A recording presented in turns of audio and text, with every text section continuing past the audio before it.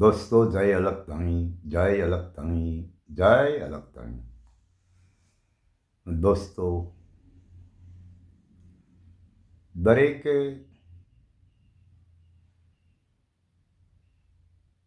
જે વાત ઉપર આ સોશિયલ મીડિયામાં રજૂઆત કરતા હોઈએ ત્યારે આપણે દરેકે જરૂર વિચારી લેવું જોઈએ કે આ સમાચાર જે તમે આપો છો એ સમાચારમાં સામેની વ્યક્તિને કેટલું દુઃખ પડશે, દુઃખ પહોંચશે, એનો તમે ક્યારેય ખ્યાલ નથી કરતા. અને તમારી ચેનલની વ્યૂ મેળવવા માટે આપ આવા સમાચારો રજૂ કરતા હો તો આપને મારી વિનંતી છે કે આપે કોઈ સમાજના બેઝ ઉપર સર્વશ્રેષ્ઠ મહાન વ્યક્તિ ગણાતા હોય તેવી વ્યક્તિને અપમાન થાય, તેના ભીતરનાને મૂળ તત્વને ઠેસ પહોંચે એવું તો હોતું નથી, પરંતુ સામાજિક લેવલ ઉપર જેને દુઃખ પહોંચે ખરેખર એવા સમાચાર અને એવી રજૂઆત નહીં કરવી જોઈએ. આપ રજૂઆત કરો, પરંતુ એવી રજૂઆત કરો કે જેમાં જે વ્યક્તિને લેશ માત્ર પણ એમાં ભાવ ન હોય, ત્યારે એને સાથે રાખીને જો સમાચાર આપતા હોઈએ તો એ બરાબર કહેવાય? મારા ખ્યાલ મુજબ તો એ બરાબર નથી. માટે હમણાં જે સોશિયલ મીડિયામાં સમાચાર આવી રહ્યા છે, દરેક યુટ્યુબ ચેનલ ઉપર, દરેકની ચેનલોમાં પોતાના વ્યૂ મેળવવા માટે હોય કે પછી સમાચાર આપવાની ભાવના હોય, એ તો દરેકને ખબર હશે. પરંતુ એમાં જે કચ્છના મંગલધામ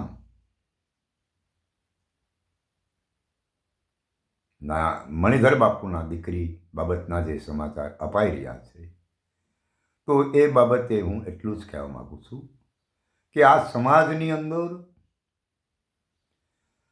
એવું કોઈ સમાજ બાકી ખરી કે જ્યાંના ઘરે આવું ન બન્યું હોય? આ તો એક સિલસિલો છે, આવું તો બન્યા જ કરે છે. એને લઈ અને આપણે આને આ સમાચારને હીરો નહીં બનાવવા જોઈએ. ખરી હકીકતમાં સમાજને જાગૃત કરવા હોય એવા સમાચાર આપવા જોઈએ, અને મારા ખ્યાલ મુજબ સમાજની અંદર જાગૃતતા ફેલાય એવી વાતો રજૂ કરવી જોઈએ. અને ભ્રષ્ટાચાર છે અહીંયા આપનું ધ્યાન કેમ કોઈનું કેન્દ્રિત નથી થતું? શા માટે અહીંયા તમે ચૂકશો? બસ બીજાને બદનામ કરવા હોય ત્યારે તમારી ચેનલોમાં સમાચાર ફટાફટ આવતા હોય છે. માટે આજે જે બનાવ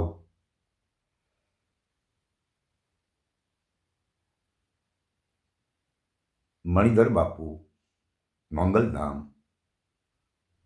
જ્યાં બન્યું છે, એ એમની તો ઈચ્છા હોય જ ને આવું બને,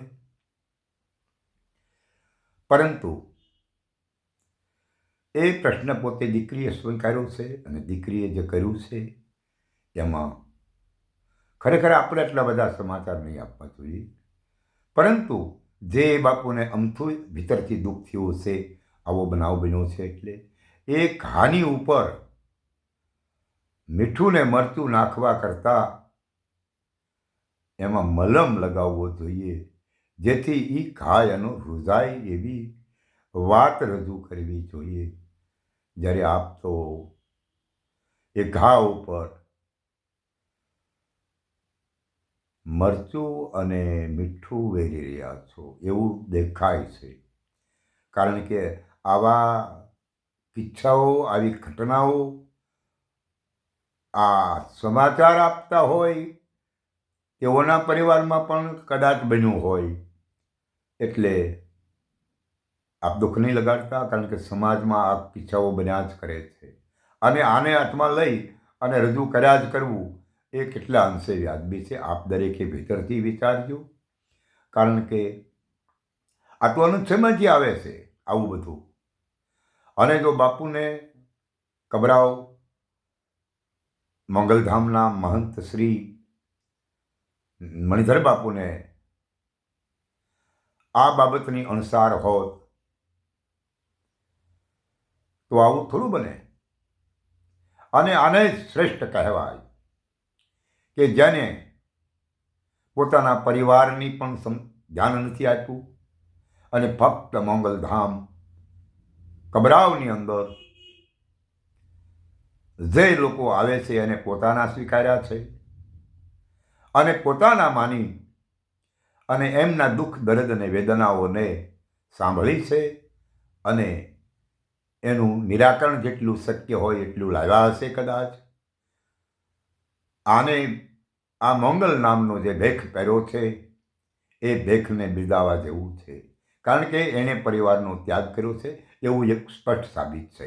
ભલે સાથે રહેતા હોય પણ દિલથી, જેના મનથી જેનું જુદાપણું હોય એવું એક પુરવાર થાય છે. અગર જો એવું ન હોત તો એમને ચોક્કસ કરી ધ્યાન આપ્યું હોત, પરંતુ એમને સિર્ફ અને સિર્ફ જેના આશરે જય મંગલધામ નામથી ઓળખાતા કબરાવ ગામના મંગલધામના ચરણમાં બેસી એનું જીવન નેચાવર કરવાની જેણે નક્કી કર્યું હોય એવા મણિધર મહાત્માને મારી સેલ્યુટ છે.